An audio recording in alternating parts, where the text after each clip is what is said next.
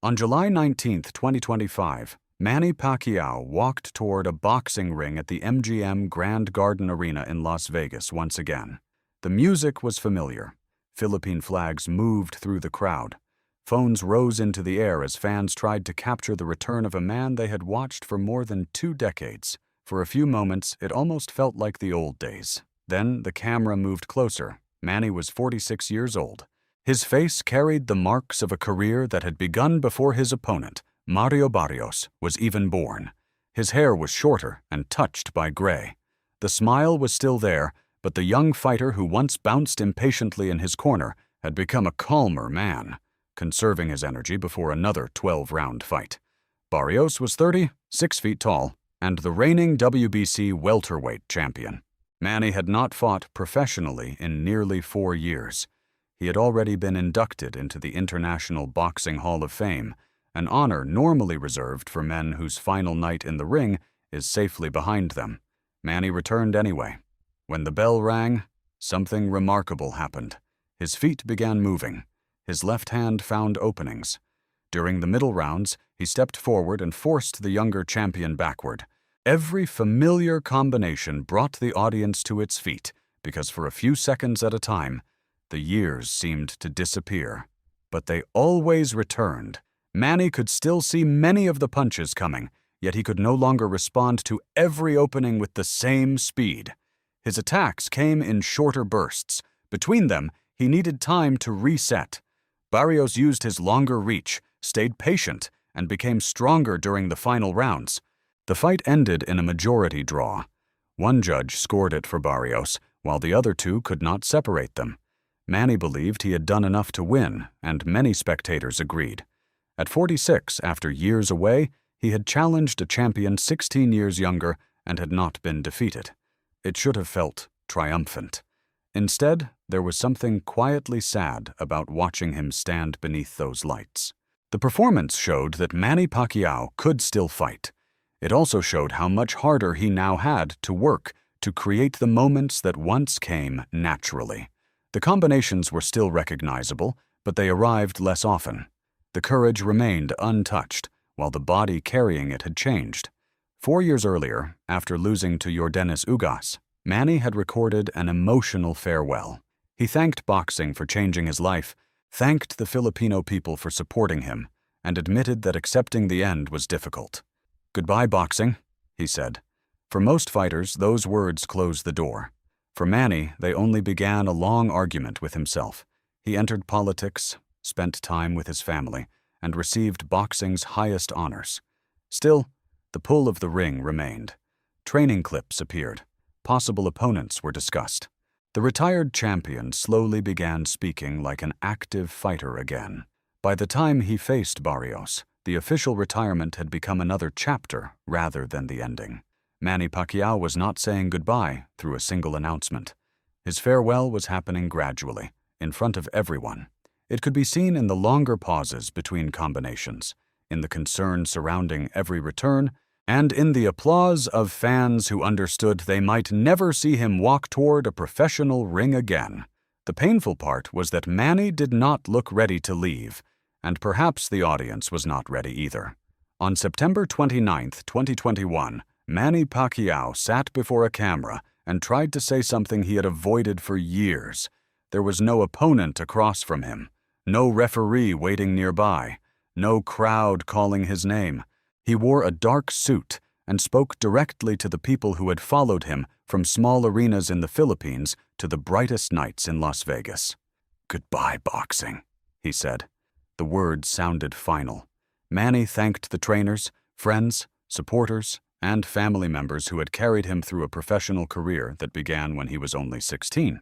He spoke about the sacrifices behind the victories and admitted that accepting the end was difficult. For the first time, there would be no next training camp written on the calendar. His final fight had taken place 5 weeks earlier against Yordenis Ugas. Manny had entered that night expecting to challenge Errol Spence Jr., but Spence withdrew after doctors discovered a torn retina. Ugas accepted the fight on short notice and used his reach, timing, and right hand to control much of the contest. Pacquiao kept moving forward. He threw punches in bunches and tried to increase the pace, but the familiar openings did not appear often enough. Ugas stayed calm and won by unanimous decision. Afterward, Manny's face showed the punishment of 12 difficult rounds. He had cuts near his eyes, and his movements were slower as he met reporters.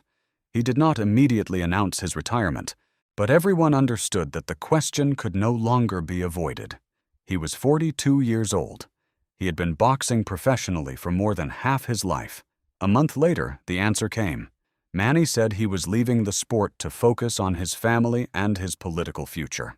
Only days before his retirement announcement, he had confirmed that he would run for president of the Philippines in the 2022 election. It appeared to be a natural transition. The fighter would put away the gloves and devote himself to public service. He had already served in Congress and the Senate. Now he was asking the country to see him in a different role. That proved harder than expected. Inside a boxing arena, Manny never needed to explain who he was. People recognized the walk, the smile, the raised gloves, and the sudden rush of punches. Politics required a different kind of connection. His popularity as a national hero did not automatically become political support. In May 2022, Manny finished third in the presidential election. He received more than 3.6 million votes, a significant number, but far behind Ferdinand Marcos Jr. and Lenny Robredo. Manny accepted the result and returned to private life. He spent more time with Jinky and their children, he played basketball, continued his charitable work, attended church, and appeared at boxing events without being the man preparing to fight. From the outside, he seemed to be adjusting, yet retirement left small clues that the separation was incomplete. He continued training. Videos showed him hitting the heavy bag, moving around the ring, and working with the same intensity that had shaped his mornings for decades. Exhibition fights followed. His name kept appearing beside possible opponents. Whenever reporters asked whether a professional return was possible, the answer became less certain. Manny had said goodbye honestly in 2021. There was real emotion in his voice, and no reason to doubt that he meant it that day. But meaning goodbye and living without boxing were two different things. The sport had given structure to nearly every year of his adult life. It told him when to wake, what to eat, where to travel, and what challenge came next. Without a fight ahead, the days may have been quieter, but they were no longer familiar. The retirement announcement closed his career on paper. It did not stop him from listening for another bell. There was a time when Manny Pacquiao seemed to move faster than the camera could follow. On December 6, 2008, he stood across from Oscar de la Hoya at the MGM Grand in Las Vegas. De la Hoya was taller, heavier, and already one of the most famous fighters in the world. Many expected Manny to spend the night trying to survive the reach and size difference. Instead, Pacquiao made the larger man look a step behind from the opening bell. He moved in, landed, and disappeared before De La Hoya could answer. His punches came from angles that were difficult to read, and his feet never seemed to remain in the same place for long. By the end of the 8th round, De La Hoya stayed on his stool. 5 months later, Ricky Hatton fell in the 2nd round after Pacquiao's left hand landed cleanly on his chin. The punch took only a moment. The image lasted much longer. Hatton lay flat on the canvas, while Manny turned away and walked toward a neutral corner. Those nights became part of how people remembered him. He was not simply winning fights. He was arriving before opponents were ready, throwing combinations before they could respond, and leaving them searching for a man who had already moved away. Age changes that rhythm slowly. At first, the difference is almost invisible. A fighter still sees the opening, but reaches it a fraction later. He still knows when the opponent is vulnerable, but needs another breath before attacking. Experience can hide those changes for years because the mind learns to compensate for what the body no longer gives freely. Manny did that better than most. Even in the later years of his career, he remained dangerous. In July 2019, at 40 years old, he defeated Keith Thurman, an unbeaten champion 10 years younger. Pacquiao dropped him in the opening round and held on through 12 competitive rounds to win a split decision. It felt like another refusal to grow old. Yet the victory also demanded more from him than similar nights had required in the past. Thurman recovered, made the fight close, and forced Manny to rely on timing, patience, and experience rather than constant movement. By the time Pacquiao returned against Mario Barrios in 2025, the contrast was clearer. The old habits were still there. Manny would lower his level, step toward his left, and suddenly release a combination. His shoulders remembered the motion. His feet remembered the route. For several rounds, Barrios appeared surprised by how quickly Pacquiao could still close the distance. Then Manny would step back. He needed a pause before trying again. That pause was the part longtime fans noticed, even when they did not speak about it. During his peak, Pacquiao created pressure almost continuously. Against Barrios, the pressure came in waves. There were flashes of the fighter who had overwhelmed De La Hoya, but the spaces between those flashes had grown longer. Barrios was not fighting the Manny Pacquiao of 2009. He was facing a man carrying the knowledge of hundreds of rounds, but also the weight of all those rounds on his body. Manny still landed enough to make the judges debate the result. He still made a younger world champion respect his power. He still left the arena believing he deserved to win. That alone was extraordinary. But extraordinary does not always mean unchanged. The sadness came from recognizing every familiar movement and knowing it could no longer remain for an entire fight. The left hand still appeared. The quick step still surprised the crowd. The smile returned when Manny felt comfortable. Then the moment passed. For an older fan, watching him was like hearing a song from many years ago, performed by the same singer. The melody remained. The memories returned immediately. The voice, however, carried the passage of time. Manny Pacquiao had not forgotten how to fight. His body was simply beginning to remind him how long he had been doing it. For most people watching at home, a Manny Pacquiao fight begins with music, bright lights, and the sound of thousands of voices rising at once. For Jinky Pacquiao, it begins much earlier. It begins during training camp, when meals change, conversations become shorter, and Manny's attention slowly turns toward the man waiting across the ring. It continues through the final days, when every small discomfort matters and every phone call from the gym carries a little more weight. Then comes fight night.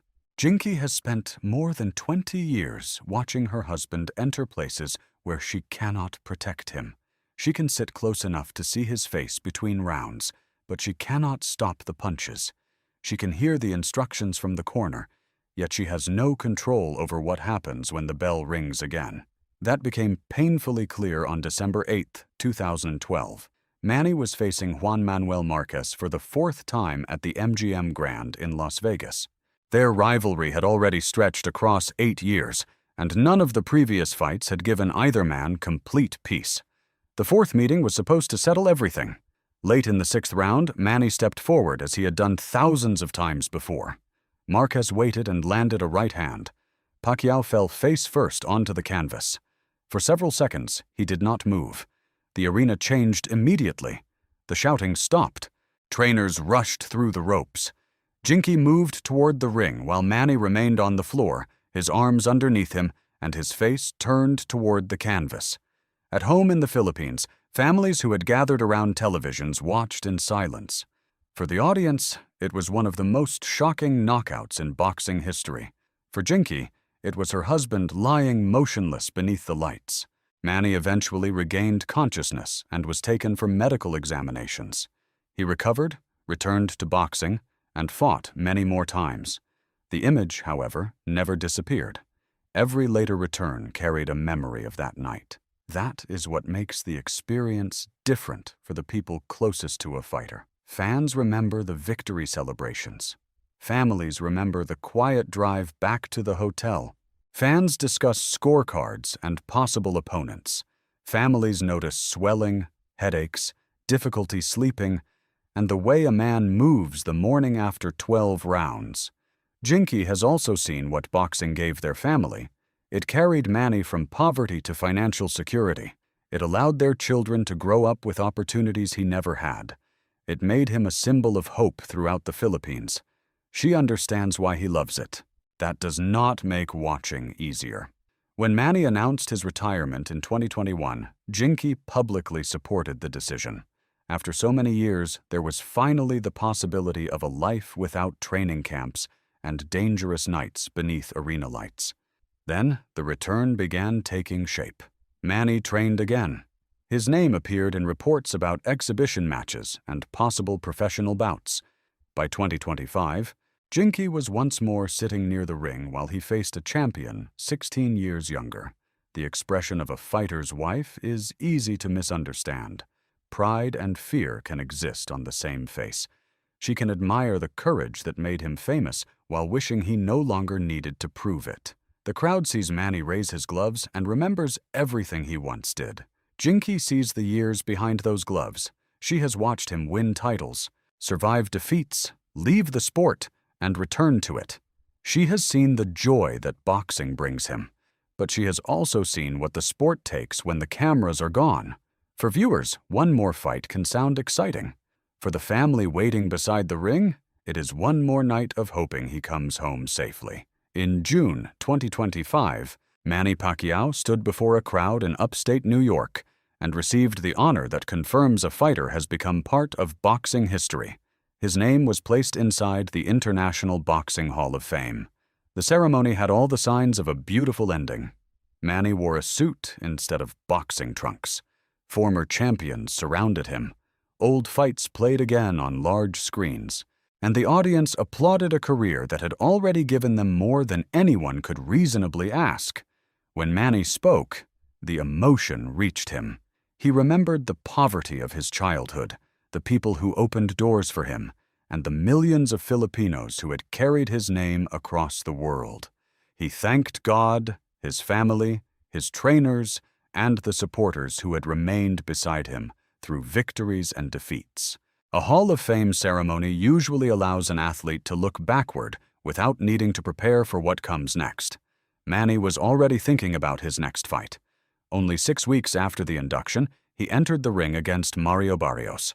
While photographs of his Hall of Fame plaque were still appearing online, Manny was back inside a gym, wrapping his hands and asking his body to prepare for 12 professional rounds. That contrast explained more about him than any retirement announcement could. One version of Manny Pacquiao was being preserved in a museum. Another was still running before sunrise. He had already secured his place among boxing's greatest names. Nothing that happened afterward could remove the 8 division championships, the unforgettable victories, or the nights when an entire country stopped to watch him. He no longer needed another belt to prove that he belonged. Still, he kept looking toward the ring. Then Floyd Mayweather's name returned. Their first fight in May 2015 had been promoted as the meeting boxing had waited years to see. Mayweather won by unanimous decision, but discussion of a second fight never completely disappeared. Fans argued about Manny's injured shoulder. Promoters understood that both names still attracted enormous attention. The two men continued mentioning each other long after their careers had moved in different directions. In February 2026, a professional rematch was announced for September at the Sphere in Las Vegas, with Netflix expected to stream the event around the world. Manny insisted that it would be a real fight rather than an exhibition. The announcement immediately brought back memories of 2015. It also brought uncomfortable questions. Mayweather was approaching 50. Manny was 47. Both had spent decades taking and delivering punches. Their reflexes, balance, and recovery could not be the same as they had been 11 years earlier, no matter how impressive they looked during training. Later reports suggested that the planned September date had become uncertain. Contract disagreements and other scheduling problems placed the rematch in doubt. Yet even with the event unsettled, Manny continued behaving like a man who expected to fight again.